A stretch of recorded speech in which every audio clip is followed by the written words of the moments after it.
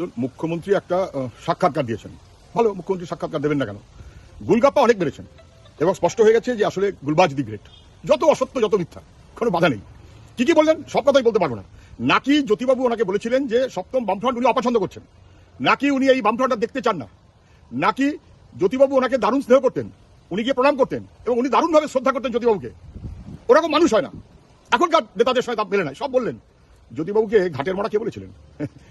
বুড়ো ভাব কে বলেছিলেন? আচ্ছা, এতই যদি জ্যোতিবাবুর প্রতি আপনার শ্রদ্ধা ইত্যাদি যে আপনি বললেন ভুলে মারা, তা যদি হয়েই থাকে তাহলে সল্টলেক স্টেডিয়ামে জ্যোতিবাবুর নামের নাম ফলকটা উড়িয়ে দিলেন কেন?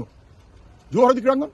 আচ্ছা বেশ, রাজারহাট টাউনশিপ নতুন একটা শহর গড়ে উঠলো, নাম তার জ্যোতি বসু নগর। ক্ষমতায় এসেই 1.5 পয়সার কাজ করেননি, জ্যোতি বসু নগরের নামটা বদলে দিলেন কেন? না বোঝার কোনো কারণ আছে নাকি? এই উত্তর দিন। এতই যদি শ্রদ্ধা এবং স্নেহ এবং ভালোবাসা এবং ইত্যাদি বামফ্রন্ট ওপরে খুব বিরক্ত জ্যোতি বোস, তাহলে উনি এসে কেন জ্যোতি বসুর নামকরণটা বদলে দিয়েছিলেন? উত্তর দেবেন? বরং পারলে মনে রাখবেন, জ্যোতিবাবু বিরোধী দলের নেতা, মুখ্যমন্ত্রীর নাম বিধান রায়, সরকারে এসে জ্যোতিবাবু সরকারের সিদ্ধান্ত করলেন সল্ট লেকের নামটা বিধাননগর নাম করলেন। এই হচ্ছে ফারাক। জ্যোতিবাবু স্টেটসম্যান, আর মমতা ব্যানার্জি আমি তার সাথে তুলনা করার পক্ষপাতই নই। দুর্ভাগ্য আমাদের। গুলবাজ দি গ্রেট।